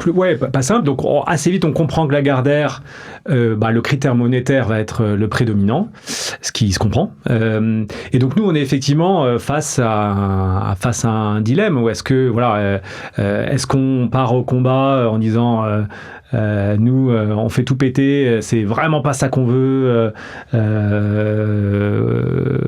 parce que c'est pas le projet c'est peut-être un très bon projet, mais c'est pas celui qu'on veut mener, voilà, premièrement. Est-ce que en parallèle on creuse les projets alternatifs, en tout cas ceux qui étaient les premiers au départ, pour qu'ils soient plus attractifs financièrement? Donc il y a une autre manière de faire revenir les autres projets, c'est ce qu'on va faire. Donc on va les deux offres qui avaient été les plus les plus intéressantes. On va reprendre, on continue le contact, on dit là, attention, vous êtes en train de vous faire doubler, et donc plutôt là, c'est les fondateurs qui, avec les repreneurs, essaient d'améliorer l'offre. Ouais. Voilà, ce qu'ils vont faire. Donc il va y avoir des contre-offres qui vont être rapidement à nouveau battues par une ou deux nouvelles offres, je ne sais plus bien, de Doctolib. Donc il y a un peu une surenchère à ce moment-là. Et effectivement, à la fin, on se retrouve avec deux projets différents. Pardon, je vais te laisser y aller, Sacha, dans une seconde. Mais juste pour se rendre compte à quel point, quand tu as plusieurs offres comme ça, et puis avec vraiment la volonté d'y aller de plusieurs acteurs, les suroffres font un gap entre typiquement les deux montants que tu avais sur les premières lettres d'intention avec ces deux acteurs, donc logiciel et assureur. Puis la dernière offre, et je te demande pas de montant, mais juste un gap c'est pas x2. Non, c'est 50%, tu vois. 50% ouais, mais c'est pas anodin. Non, c'est des mots que ça monte vite, et puis sur des sommes qui étaient déjà importantes au départ. Donc c'est vrai que c'est de l'argent qui est en jeu, c'est sûr. Donc voilà, on se retrouve face aux deux projets, qui sont deux projets de nature assez différente finalement. Il y en a un qui est un projet de rapprochement, où on va construire un leader français de la e-santé. Avec Doctolib, voilà, qui a plein d'avantages, et puis un projet standalone, comme moi je qualifie de standalone en tout cas, où on continue notre voie et on joue le match. Et c'est sûr que là pour le coup ça va être source de beaucoup de discussions entre nous trois, parce que je te demande pas qui, mais évidemment, mais c'est intéressant, tu vois, ces moments clés de décision entre plusieurs associés. T'es pas arrivé là pour rien, c'est que tu t'es fait confiance. Mais par contre, tu peux avoir un regard sur la suite qui peut diverger à un moment, indépendamment même parfois des montants, en sachant que les montants, c'est pas des montants anodins, et qu'évidemment, ça change la vie un peu tout le monde. Voilà. Ouais, tout à fait, c'est vrai, mais de ce point de vue-là, avec mes deux associés, donc Nicolas et Thibaut, on a toujours été très très très alignés, et je dois dire que... Mais le premier qui dit, bon, l'option Doctolib est une option, t'as pas une difficulté de le verbaliser quand pendant des années c'était les... Si, mais on était tous les trois conscients que voilà, et en même temps on est pragmatique, c'est-à-dire qu'on s'est dit bon voilà, faut pas se cacher derrière son petit doigt, il y a deux options, elles existent, il faut qu'on les regarde avec. Alors, je pense que notre première approche a été assez émotionnelle, et quand à un moment faut redevenir exactement, il faut devenir rationnel. Donc on a été émotionnel en disant non, et on veut finir notre aventure, on veut aller au bout, tu vois ce que je veux dire. Ça c'est une approche émotionnel, et puis après, comme on est tous les trois plutôt rationnels, et on a tous les trois, ok, il faut quand même qu'on regarde les pros and cons de chaque côté. Et puis on a eu aussi, il faut le dire, des échanges avec Stan à ce moment-là, qui a essayé d'expliquer un peu plus ce qu'il avait derrière la tête. Alors, et ça c'était important, je pense. Ouais, justement, est-ce que tu peux nous parler de ce rendez-vous un peu clé que vous allez avoir avec lui, qui fait qu'à un moment, il y a bascule, quoi. Ouais, effectivement, on va se voir avec Philippe Vimard, Stan, et puis nous trois, et je pense qu'on va essayer de mieux comprendre l'ambition du projet, et puis je pense qu'on était très attachés tous les trois, Nico, Thibaut et moi, à l'équipe. Je pense que finalement le critère de décision le plus important, quand je prends un peu de recul, c'était qu'est-ce que voudrait l'équipe ? Voilà, dans quoi l'équipe se sentirait le mieux ? C'était presque par rapport à eux qu'on prenait la décision. Est-ce que l'équipe va se sentir trahie si on vend à Doctolib, sachant que ça fait 5 ans qu'on bataille, ou à l'inverse, est-ce que c'est un beau projet pour elle ? Et je pense que donc du coup dans cet échange-là, on débunk un peu notre émotionnel, on comprend plus la logique, on est rassuré sur un certain nombre d'aspects du projet, notamment le fait que on récupère 100% des deux équipes, et qu'on fait une... Y compris les commerciaux sur le terrain, dans les mêmes régions. 100%. 100%. Parce qu'il y a encore beaucoup de docteurs à les convaincre. Parce que voilà, et en l'occurrence pour Doctolib, t'as des gens qui sont formés. Exactement, c'est un accélérateur en réalité. On comprend aussi l'ambition, on voit aussi la valeur que ça a de créer un acteur français qui pour le coup va être un leader européen, et la suite nous a donné raison. Donc voilà, donc tous ces éléments-là permettent de rationaliser un peu plus le projet. et du coup de faire une décision plus froide, mais qui n'est pas néanmoins facile, parce que entre les deux, il y a des pros et cons dans les deux approches, quoi, évidemment. Voilà. Et comme je te dis, à la fin, c'est le critère de la qualité du projet pour les équipes qui a été le plus important, je pense. Et on s'est dit, finalement, est-ce que c'est pas ce projet-là qui épanouira le plus les équipes? Voilà. Benoît, dans ce rendez-vous, je reviens là-dessus, mais est-ce qu'à un moment, au-delà du côté très rationnel, le mec en face est malin, tu vois, dans son approche, dans ce qu'il vous dit, enfin, et qui quand même, tu vois, je sais pas si tu te rappelles d'une phrase ou d'un truc, mais qui, ok, là, c'est plus zen pour nous. Non, alors, il fait aucun doute que l'édition qu'on a eue ont été menées très intelligemment. Ouais. Donc, sans aucun doute, la personnalité de l'équipe dirigeante et de Stan, mais de Philippe Vimard aussi, qui était quelqu'un de plutôt plus récent dans le projet, mais qui était quelqu'un aussi de très important. Donc, oui, sans aucun doute, beaucoup de tact et de délicatesse, mais j'ai pas de souvenir d'un truc particulier où je me suis dit ça a changé, ça a tout changé. Ça a été un processus continu, tu vois. Et il y a quand même une question importante, et puis après on parlera des négos, parce que à un moment, une fois que tu as dit ok, on avance, il y a toujours bataille sur plein de micro-points, mais le sujet de votre suite à vous êtes d'entrepreneur à entrepreneur, tout le monde ne sera pas CEO de la future entité. La question de ce que vous allez y faire se pose très vite, ou c'est pareil, l'objet de discussion? Non, là pour le coup c'est assez clair dès le départ. Si on part sur le projet de rapprochement des deux acteurs, ça se fera sans nous, sans nous les fondateurs. On sera les trois seuls. On n'a pas notre place là-dedans. En tout cas, on pourrait l'avoir, mais c'est pas le cas. Et donc assez vite, ce sujet est tranché. Et c'est un non-sujet pour tout le monde. Et c'est un non-sujet pour tout le monde. Okay.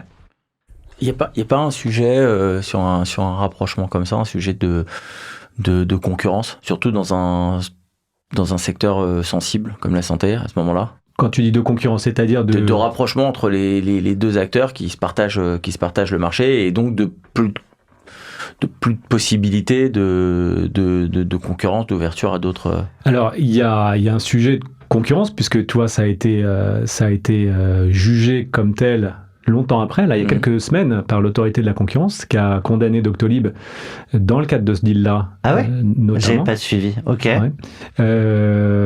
Qualifiant cette acquisition de prédatrice. Hein. Parce que de fait c'était les deux acteurs leaders de ce segment de marché.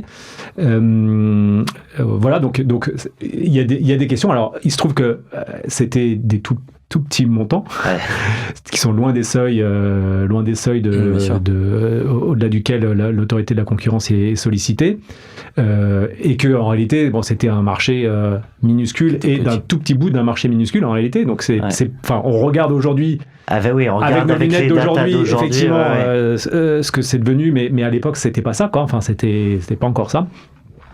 Et donc effectivement les questions se posent légitimement. Elles se sont posées longtemps après, à l'initiative d'ailleurs d'un concurrent qui a initié cette démarche, qui lui-même avait tout fait pour loquer le marché par ailleurs. Donc voilà, est-ce que à la fin, pardon, alors du coup on est en 2025 26. Non, on est en 2026. On est en 2026, merci. Je suis fatigué. Ce n'est que le début de l'année. On est en janvier, pour le tournage. Je ne sais plus quand on diffuse exactement, mais qu'est-ce que ça change aujourd'hui, une décision comme ça? Vous n'allez pas annuler le deal?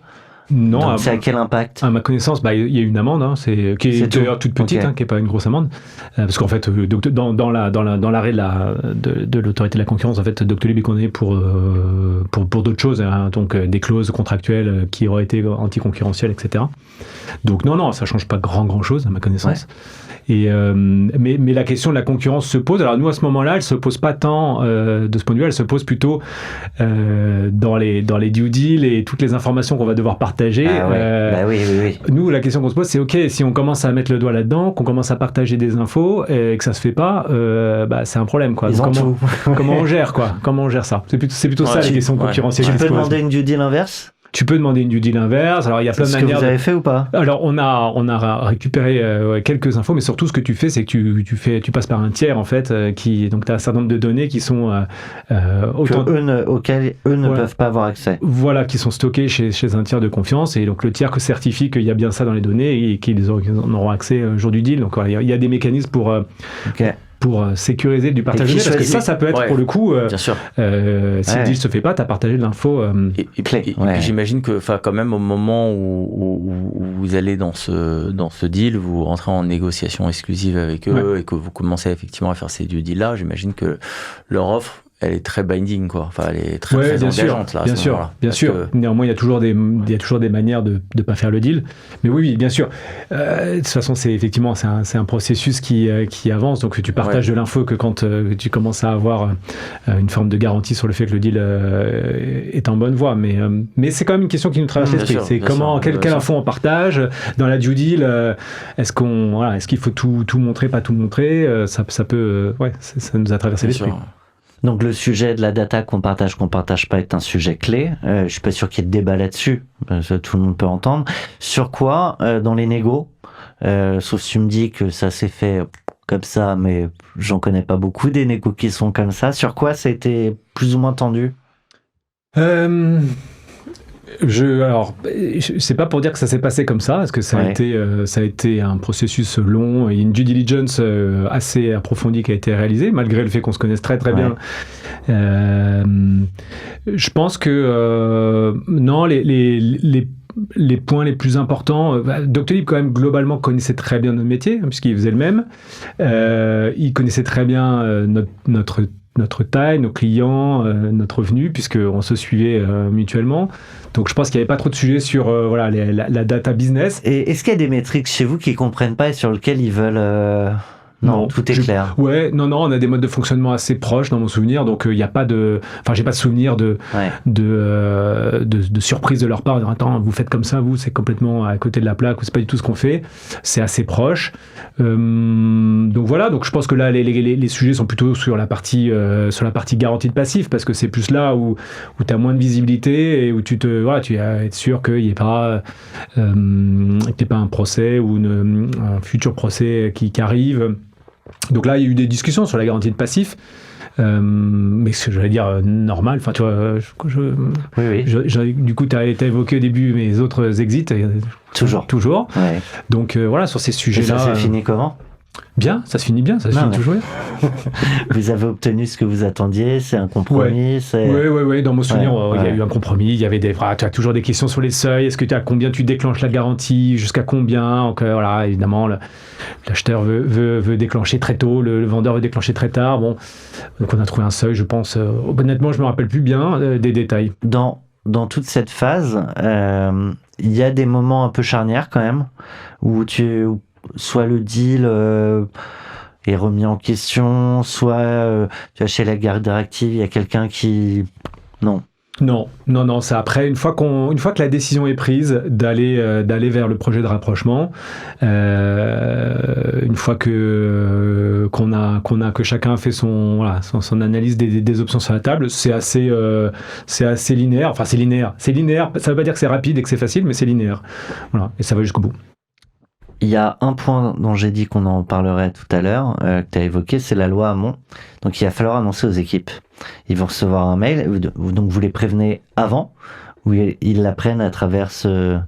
Alors, dans la séquence temporelle, je me rappelle plus exactement, on les prévient par courrier. Je crois qu'on les prévient simplement du fait qu'ils peuvent faire une offre, mais pas de la nature d'une autre offre qui serait sur la table, dans mon souvenir. Et ça, c'est pour tout le monde. C'est-à-dire chaque salarié doit être informé qu'il a la possibilité de racheter s'il le souhaite l'actif. Et vous avez reçu 4 offres. On a reçu du coup 5 LOI supplémentaires. Mais c'était effectivement, ça crée plus de questions qu'autre chose. Heureusement, on était encore que 200, donc on pouvait répondre aux questions aussi de manière informelle. Mais non, la partie difficile, ça a été d'annoncer à ceux qui détenaient des BSPCE ce projet-là. Pour le coup, donc nous on avait, je ne vais pas dire une vingtaine ou 25 personnes qui avaient des BSPCE, donc on va dire le top management. Et donc oui, eux, on les a informés quand le projet a commencé à se concrétiser de ce qui allait se passer. Et eux, donc, ça a été une surprise. Ça a été une surprise. Mais une bonne surprise ou certains étaient. Ça a été une surprise. Je ne sais pas si une surprise. On avait des gens très très très très très engagés pour beaucoup d'entre eux qui étaient là depuis le début quasiment certains ont été très émus, très très émus, donc dans le bon sens, dans tous les sens. Okay. C'est difficile de distinguer. Non, je pense plutôt dans le mauvais sens. Plutôt ont été très choqués. Je me rappelle de cette réunion. Pardon, mais pourtant, et tu vas raconter cette réunion, mais quand tu as des BSPCE, à un moment, il faut qu'elles aient de la valeur et de pouvoir les exercer. Donc là, ça va être, a priori... C'était plutôt une bonne nouvelle financière. L'occasion de les exercer. Oui, bien sûr. Ouais. Mais c'était aussi un choc de se dire qu'on allait se rapprocher de notre concurrent. Ok, donc cette réunion, Et puis j'imagine qu'il y en a qui sont rentrés, il y en a qui étaient là, qui ont eu des BSPCE, tu disais presque au début. Donc sûrement qu'il y a eu un gap de valeur important. Il y en a qui sont arrivés, qui les ont peut-être plus tard, pour qui c'est moins intéressant financièrement, et puis ils sont pas là depuis longtemps, donc peut-être le choc est moins important. Enfin, j'imagine. Oui, mais t'as pas tout le monde sur la même. Certains peuvent peut-être pas les exercer parce qu'ils les ont pas depuis assez longtemps. Alors si, je crois qu'on avait on avait fait en sorte que tout le monde puisse s'exercer. On avait même facilité qu'ils aient pas avancé, parce que normalement tu vas acheter puis revendre. Donc on avait fait en sorte qu'ils aient pas d'argent avancé. Donc on avait vraiment fait les choses bien. Moi, je pense que l'émotion venait pas de l'argent, pour être honnête. D'ailleurs, à ce moment-là, enfin dans cette réunion-là, quand on a commencé à annoncer le projet qui arrivait, il n'y avait pas d'argent, il n'y avait pas de question, il n'y avait même pas de montant, il y avait pas je pense que et en vrai, je pense que c'était pas du tout une question d'argent. Pour aucune des personnes autour de la table, il y avait une question d'argent. En revanche, c'était une question de... c'était une surprise. Je pense qu'on ne s'attendait pas à ça. Et beaucoup d'émotions qui ressortaient du coup à cette occasion-là. Pas chez tout le monde, chez quelques personnes qui sont peut-être plus émotives et qui expriment plus leurs émotions. Mais c'était une réunion assez intense de ce point de vue-là. Donc là, tu évoquais la loi Hamon, tu parlais de ton autre aventure. Là aussi, vous aviez dû prévenir les collaborateurs pour ça? Alors non. Parce que j'ai l'impression que c'est plus... peut-être sous les seuils. Je crois que les seuils ont changé. Enfin, je ne suis pas un expert pour être très honnête, mais je crois que les seuils ont été modifiés du coup. Je me referai une petite peu de recherche pour vérifier, parce qu'effectivement... Elle est toujours en vigueur. Oui, mais j'ai l'impression qu'on c'est pas systématique non plus. Je crois que c'est à partir d'un certain nombre de salariés que tu dois l'activer ou pas. Voilà. Bon. Mais Sacha est plus expert que moi et je ferai mon petit travail de recherche.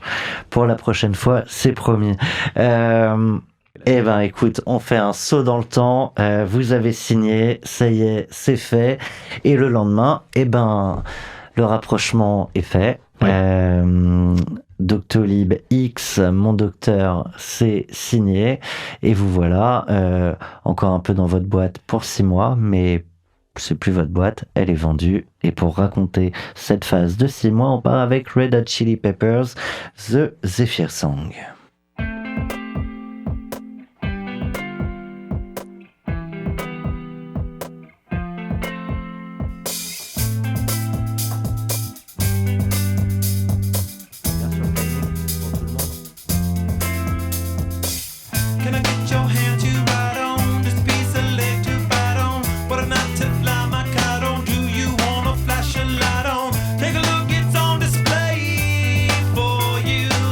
Coming down on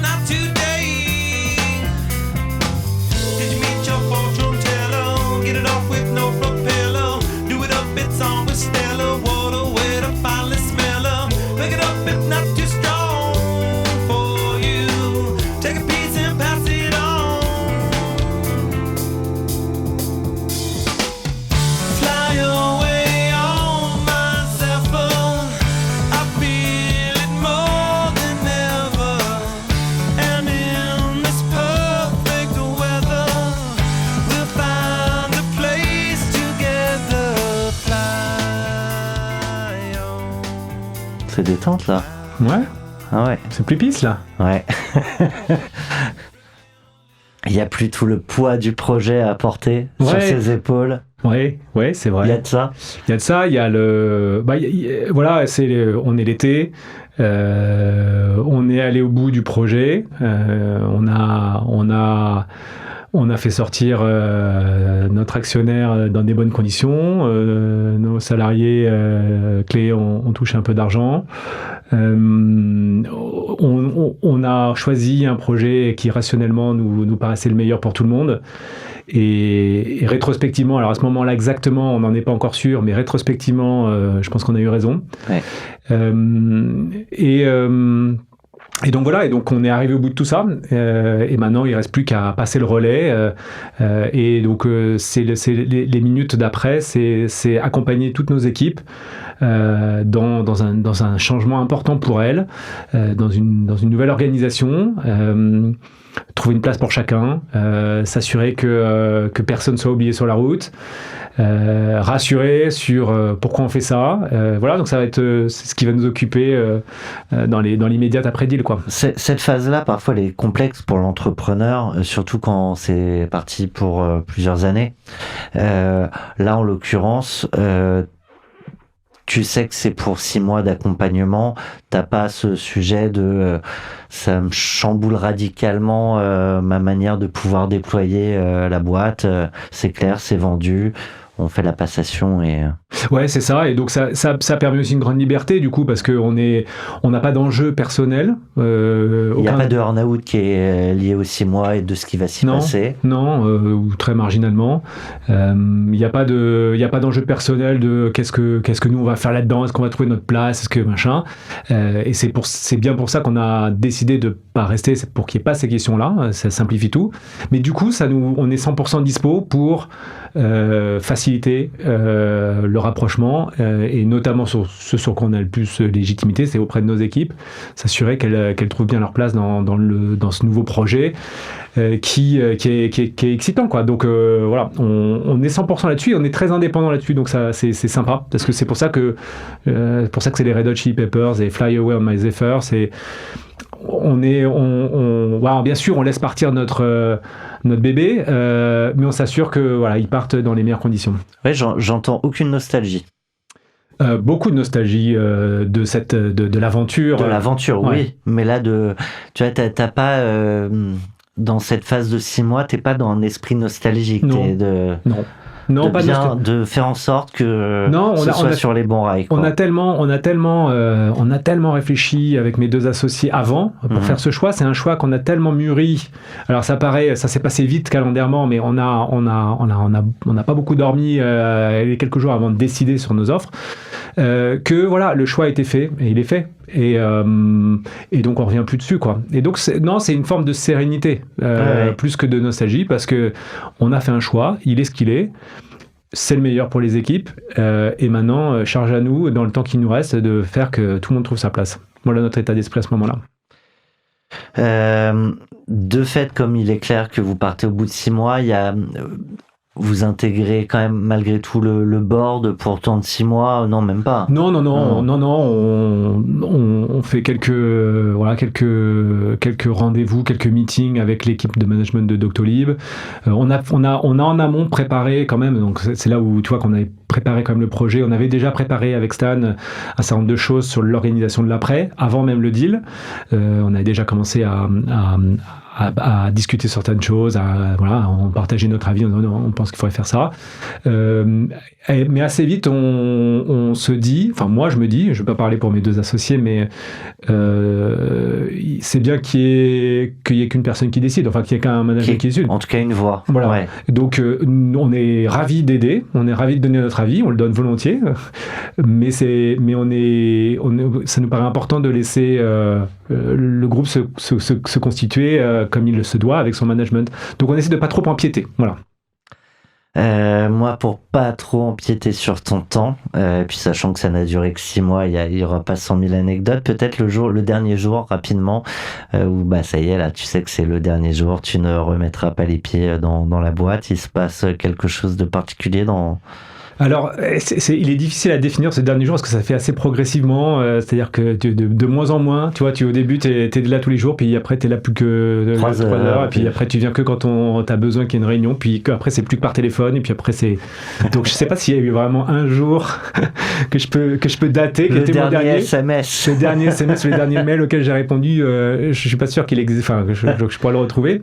Mais peut-être deux petites anecdotes sur l'après. La première qui me paraît intéressante à partager, c'est que quand on a annoncé le projet à toute l'équipe, on a eu des réactions plutôt plus positives que celles qu'on imaginait. C'est-à-dire qu'on se demandait si on allait avoir 150 personnes en larmes ou des applaudissements. On a plutôt eu des réactions positives, mais une des questions qui a émergé parmi notamment les plus anciens, c'était mais ça va être difficile culturellement, on est très différents avec Doctolib, comment on va pouvoir s'intégrer? Parce que pendant des années, vous leur avez dit, c'est les ennemis. Parce que pendant des années, on s'est tiré la bourre. Bah ouais. Mais toi, effectivement, on avait la culture. On était sur une culture très différente. En tout cas, on pensait qu'on avait une culture très différente. Et voilà. Et assez vite, juste après le deal, on a organisé dans les locaux de Doctolib de l'époque une grande soirée, un grand barbecue où tout le monde est venu, des deux équipes. Et puis voilà, ça a fait une soirée qui a fini très tard. Et je pense que là, les gens se sont rendus compte qu'en fait, c'était les mêmes qu'eux. En fait, en face, il y avait les mêmes qu'eux. Ils avaient les mêmes têtes, les mêmes parcours, les mêmes angoisses, les mêmes difficultés au quotidien, les mêmes espérances, et qu'en fait, ils se ressemblaient beaucoup plus que ce qu'ils imaginaient. Et donc, assez vite, cette soirée. Alors, c'était pas notre soirée, c'était pas la dernière. Ça répond pas à ta question, mais c'est une soirée où je pense que on a compris que on n'était pas si différents culturellement que ça. Et moi, ça m'a beaucoup rassuré. Je me dis, ok. On les laisse... Chacun va trouver sa place. Après, chacun a eu sa vie. Mais on était au fond quand même deux startups qui avaient un mindset assez proche, des gens assez proches dans l'état d'esprit, dans la manière d'opérer. Et donc, ça s'est vu ce soir-là. Puis dans l'ambition. Dans l'ambition, dans plein de paramètres. En fait, il y avait beaucoup de paramètres sur lesquels on était en fait proches, je pense. Et la deuxième anecdote. Et donc du coup, non, c'est pour répondre à ta question, on a quand même fait une grosse soirée, un gros en juillet, quelques semaines après le deal, qui était un peu notre pot de départ, on va dire. En tout cas, c'était une soirée où on a célébré. T'as fait un petit discours? On a fait un discours, qui était à mon avis pas très bon, parce que je sais pas s'il était très préparé, et je crois qu'il était un peu alcoolisé. Et un peu trop tard. Et trop tard, c'est jamais bon les discours. En plus, c'était sur une table, tu sais, un discours où tu cries au milieu d'un bar. C'est jamais des grands succès, donc... J'en ai pas un souvenir impérissable, je sais pas ce que j'ai dit, mais en tout cas, je me rappelle d'une soirée vraiment extraordinaire avec tout le monde. On s'est rappelé des vieux souvenirs. Enfin voilà, là, tu bascules du côté ancien combattant. Donc c'est peut-être à ce moment-là où... Là, c'était avec la soirée avec les équipes Doctolib? Non, là, c'était juste entre nous. C'était notre pot de départ entre nous, dans un bar de Paris. Très rapidement, on va parler de l'après, un après qu'on va faire volontairement assez réduit, parce que pour le coup, on va peut-être espacer un peu les épisodes, mais je te propose qu'on te fasse revenir pour parler de la seconde aventure, celle d'après, dont on va parler très très rapidement maintenant, One More Time. One more time. Des Daft Punk. Fallait I Am et Daft Punk, c'était les deux...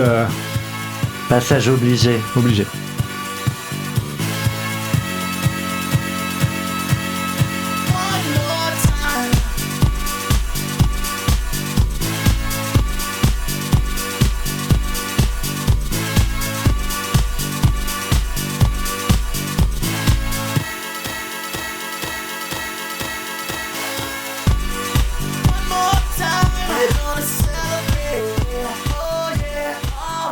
Je voulais aller au moins jusqu'au mot Celebrate.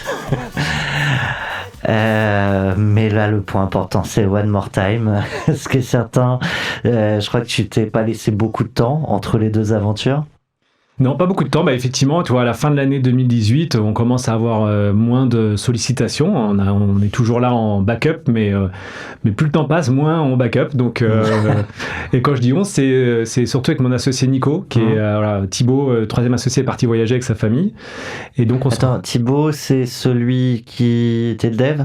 Non, c'est Nico. Nico était le CTO, et Thibaut était le CEO. Ouais. Thibaut, il est parti voyager avec sa famille en Australie.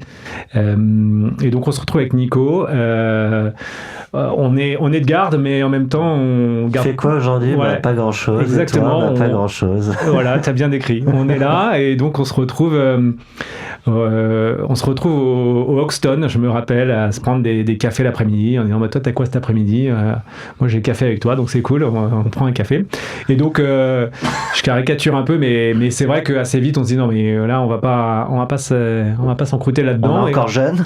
Ouais. Et puis on a encore envie d'entreprendre, on a encore envie de monter des choses, et donc voilà, on commence assez naturellement à lister, à brainstormer, à réfléchir à des nouvelles idées, tous les deux. Ouais. Et donc oui, assez vite, on trouve un truc qui nous plaît et on se met à creuser. Et voilà, et début 2019, effectivement, dans la foulée quasiment, on repart avec sur PicPay. Ouais. Vous le lancez que tous les deux? Alors, on lance à 3. On va compléter l'équipe de fondateurs par une fondatrice qui s'appelle Caroline et qui va venir rejoindre l'équipe, mais dès le début. Donc voilà, on est 3 fondateurs encore de nouveau. Ok.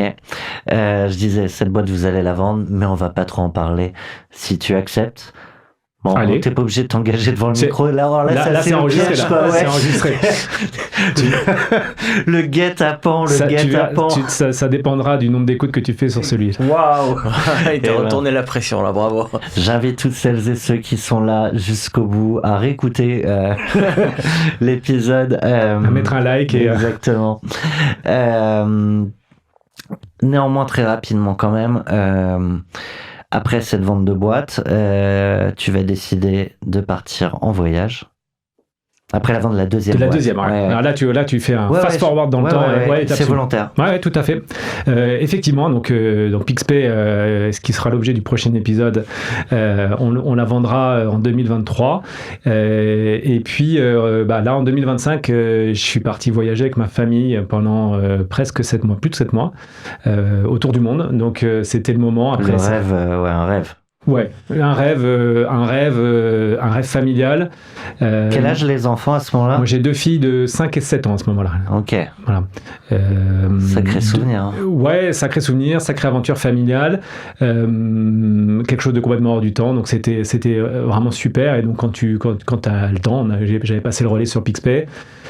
C'était une opportunité unique. Donc, puis le fait de ne pas avoir pris le temps entre les deux aventures, c'était peut-être nécessaire à ce moment-là de faire un vrai... Ouais, exactement. C'est ce que j'ai ressenti en tout cas. À ce moment-là, je me suis dit, c'est aussi bien de prendre du temps pour soi. Ça fait partie des avantages qu'on a quand on est entrepreneur. On peut organiser son temps un peu plus comme on veut. Donc voilà, donc c'était une expérience que je recommande à tout le monde si vous arrivez à prendre 7 mois. Ça peut être même un peu moins, hein, mais... voilà, le temps, c'est précieux. Ouais, très précieux. On est en 2026. A priori, j'ai bon. Tu prépares déjà l'après?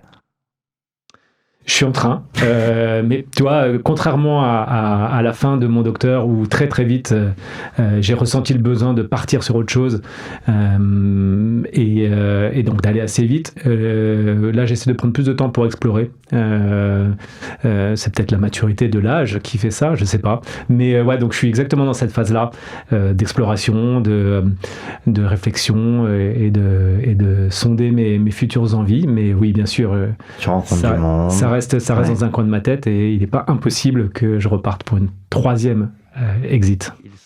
Ah ouais, direct Ouais.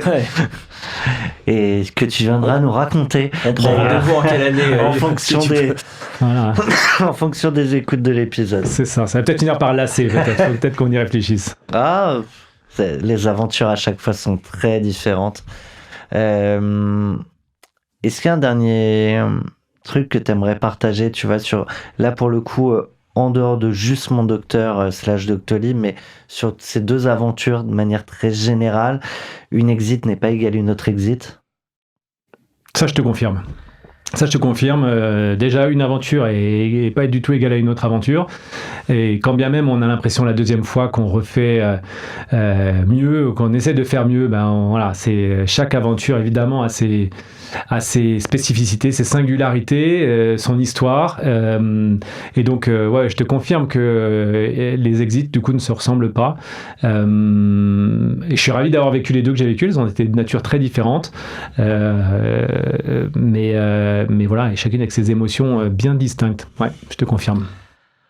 Et j'espère que les playlists seront également différentes à la prochaine. Il y aura forcément du IAM et du Daft Punk, mais il va falloir en trouver d'autres. Non, mais très bien. Mais du coup, ce sera marrant de comparer les deux. On a les incontournables et on verra à quel point justement c'est différent. Et je doute pas qu'on prendra encore beaucoup de plaisir. Un immense merci à toi. Merci Benoît. Et donc je te dis à bientôt. Ouais. J'espère. Très très merci bientôt. À tous les deux. Merci et puis merci à vous toutes et tous qui êtes là et qui faites en sorte, grâce à vos écoutes et grâce à vos vues, que Benoît revienne très bientôt dans Cash Out. Bye bye. On se quitte avec Justice Dance, qui est la chanson que tu as choisie pour nous faire la célébration de ce premier deal.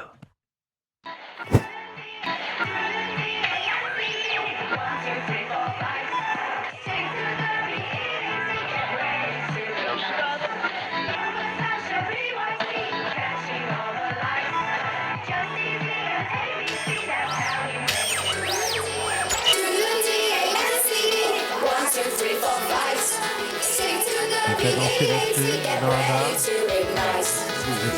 barre.